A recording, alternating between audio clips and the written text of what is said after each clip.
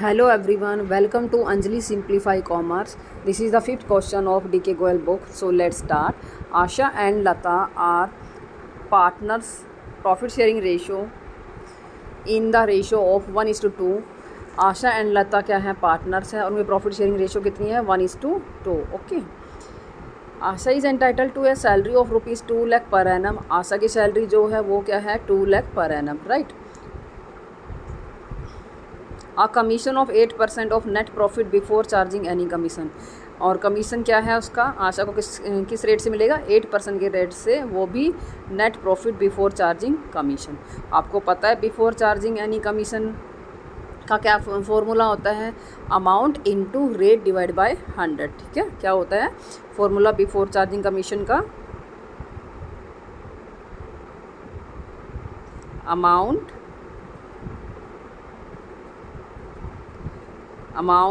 Into rate divide by 100. Okay. And Lata is entitle to a commission of 8% of net profit after charging her commission. Lata का क्या, किस rate से commission मिलेगा, 8% of net profit after charging her commission. So आप इसका भी formula देख लीजिए, क्या होता है net profit after charging commission, amount into rate divided by 100 plus rate. Okay.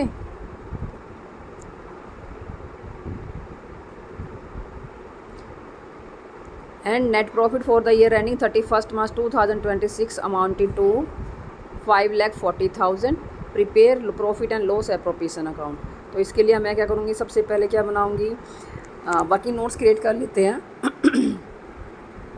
Asha's commission, जैसा कि बोला हुआ, आशा को जो है प्रॉफिट मिलेगा बिफोर चार्जिंग सच कमीशन, राइट, ये वाला.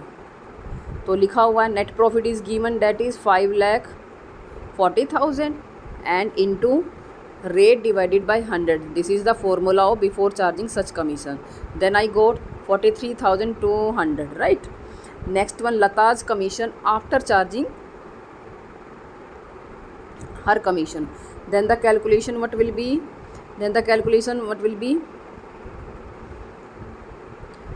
net profit into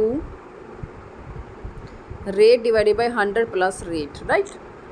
Then I got 40,000. ठीक है, यहाँ पे देखो 108 कैसे आया है, 100 प्लस रेट, ये फॉर्मूला होता है commission after net profit after charging commission के लिए. देन थर्ड वन क्या होता है हमारा, this one distribution of remaining profit. Total net profit कितना था, 5,40,000 less Asha's salary, less Asha's commission, less Lata's commission. Then I got 2,56,800, right. अब इस ये profit, this is the divisible profit, you know the this is the divisible profit, right. इसको हम partners ratio that is 1:2 में distribute करेंगे. Okay. तो अब ये सब क्या था, वर्किंग नोट्स था. तो अब हम profit and loss appropriation account की तरफ चलते हैं.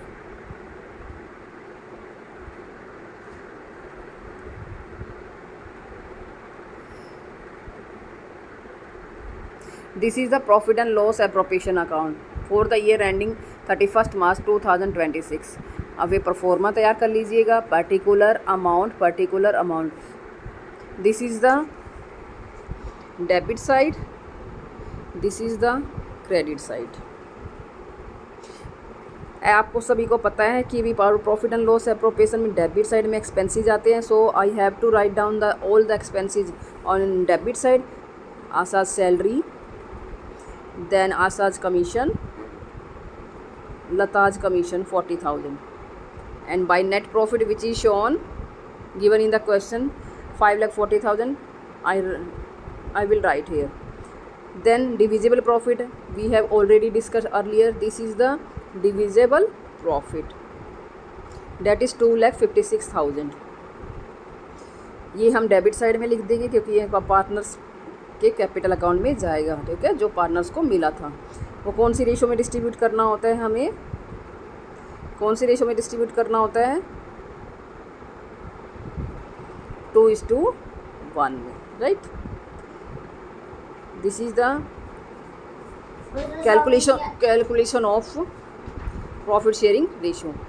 85,600 for the Asas and Lata share 1,71,200, okay। And then देखिए 5,40,000 क्रेडिट साइड का टोटल है, 5,40,000 डेबिट साइड का टोटल है। तो प्रॉफिट एंड लॉस एप्रोप्रिएशन क्यों बनाया जाता है, ये इसलिए बनाया जाता है कि जो भी डिविजिबल प्रॉफिट है वो पार्टनर्स को डिस्ट्रीब्यूट किया जाए।